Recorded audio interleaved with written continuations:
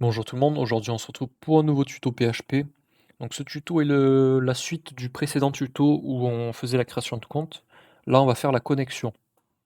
Donc première chose, c'est que j'ai bougé les éléments de connexion et de création de compte dans la partie PHP de notre page index.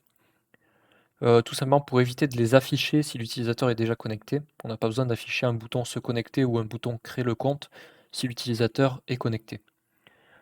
Donc pour ça, on va vérifier si la variable session de session user-id est définie.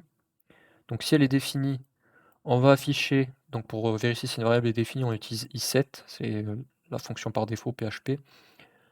On va faire un écho bienvenue de notre variable de session email, donc ça affichera bienvenue l'email de l'utilisateur, et on affichera également un lien pour se déconnecter. Si l'utilisateur n'est pas connecté, on affichera le lien pour la page de connexion, le lien pour la page de création de compte. On n'oublie pas bien sûr de mettre le session start, s'il n'y a pas ça, et ben la variable $session sera inexistante. Donc, lorsqu'on va cliquer sur le bouton, sur le lien connect.php, se connecter, pardon, plutôt, qui redirige vers connect.php, on va être redirigé vers cette page-là. Et donc sur cette page-là, on va avoir un formulaire de connexion avec l'email et le mot de passe. Donc ça donne ceci. On a l'email, le mot de passe et un bouton où on clique dessus pour valider la saisie. Je vous conseille d'ajouter un captcha. Moi, je ne l'ai pas fait pour le tuto parce que sinon ça aurait été trop compliqué et j'ai pas de nom de domaine donc je ne peux pas utiliser reCAPTCHA pour le moment. Mais je vous conseille d'en mettre un pour éviter les attaques de force brute. Donc c'est un type d'attaque où le hacker va essayer de rentrer plein de fois le mot de passe jusqu'à ce que ça marche. Donc si vous mettez un captcha, eh ben, ça sera très compliqué pour lui. Donc lorsque l'utilisateur va cliquer sur le bouton login, ça va déclencher l'action du formulaire, le login process.php, donc notre script PHP. Dans ce script, qu'est-ce qu'on a? On a pas mal de choses, vous allez voir. Donc on a un require once sur notre fichier db.php, donc qui permet de load la classe db. Donc je reviens pas là-dessus, hein, c'est dans un précédent tuto. Je crois que c'est le tout premier tuto PHP. On va faire un session start très important. Il faut pas oublier le session start, sinon lorsque vous allez set vos variables de session, et ben ça sera pas pris en compte. Donc le session start. Ensuite, on crée notre objet DB, on utilise la méthode connexion. On récupère les informations du formulaire, donc qui sont en post, l'email, le mot de passe. Ensuite, on prépare notre query, notre requête. Voilà, je cherche le mot en français. On prépare notre requête, donc select identifiant email mot de passe de la table users où l'email égale notre email. Donc on va ajouter avec un bind param et on fait un $db flèche prepare pour préparer notre requête. Comme d'habitude. Ensuite, donc on va essayer d'exécuter notre requête et on va vérifier si user est vide.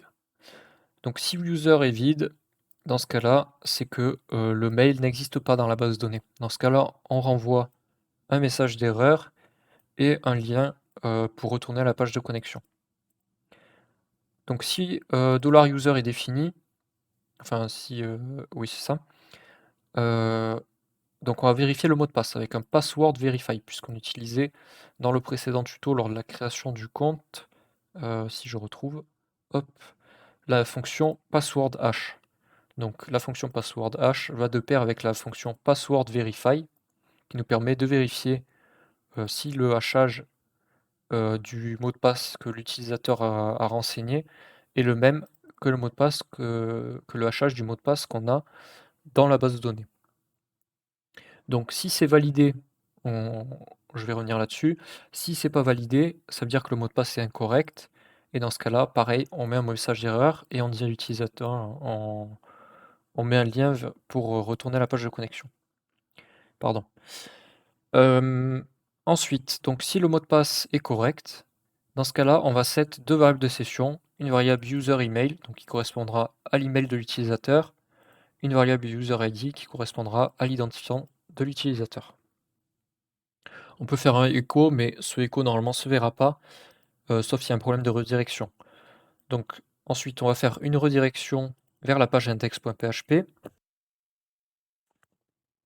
Et si cette redirection échoue, au cas où, on ne sait jamais, on fait toujours un lien qui redirige vers la page index.php. Voilà. Donc si vous n'êtes pas redirigé, cliquez sur ce lien et ça fait une redirection. Au cas où l'utilisateur bloque les redirections, ce qui est assez rare, mais ça peut arriver. Donc une fois que l'utilisateur est redirigé, il va être redirigé vers la page index.php. Sa variable de session sera définie, la variable de session user-id, et dans ce cas-là, on affiche l'email. Donc après, je vais vous montrer l'exemple, et après on parlera du bouton de déconnexion. Donc si je vais là, que je rentre mon adresse email, donc si je vous montre dans la base de données, j'ai mis b arobase b et mon mot de passe. Donc le mot de passe, j'ai mis vraiment un truc très simple. J'ai pas fait de vérification sur la complexité du mot de passe lors de la création du compte. C'est quelque chose à faire, hein, vraiment, mais là pour simplifier le précédent tuto, je l'avais pas fait. Peut-être je ferai un tuto dans le futur sur comment vérifier la complexité de votre mot de passe, du mot de passe lors de la création du compte. Donc une fois que j'ai entré ça, je peux faire login. Alors je vais vous montrer si je mets une fausse adresse email. Vous voyez, ça met user not found, please check your email address. Ensuite, si je mets la bonne adresse email, mais que je mets un mauvais mot de passe, ça met incorrect password. Et si je mets la bonne adresse email, le bon mot de passe, voilà, on est redirigé là vers la page d'index et on a bien bienvenue l'adresse mail et le bouton de déconnexion qui s'affiche. Maintenant, on va parler du bouton déconnexion. Donc le bouton déconnexion, c'est un lien qui redirige vers la page logout.php. Et dans cette page logout, donc on va voir le session start, très important toujours, qui permet de start la session tout simplement. Et juste après, on va faire un session destroy qui va nous permettre de détruire toutes les variables de session. Et on n'oublie pas de rediriger vers la page index.php et de faire un lien vers la page index.php au cas où les redirections sont bloquées. Et on fait un exit pour exit le script au cas où il y a un souci. Donc je vous montre ce qui va se passer. Donc là, vous voyez que je suis bien connecté. Si je clique sur déconnexion, on est bien redirigé vers la page d'accueil et on voit bien que j'ai les menus pour me connecter et créer un compte qui apparaissent. Donc c'est que je suis bien déconnecté. Petite addition du tuto, je vais vous montrer comment vérifier si votre variable $session est définie. Donc pour ça, on fait juste un var dump $session, $_session. Et donc là, ça va nous afficher arrêt de 0, donc le tableau est vide. Donc c'est que la variable $session est vide. Si je me connecte, on voit bien que là, ça se remplit. J'ai bien mes variables de session avec mon mail, mon user ID et donc je suis bien connecté.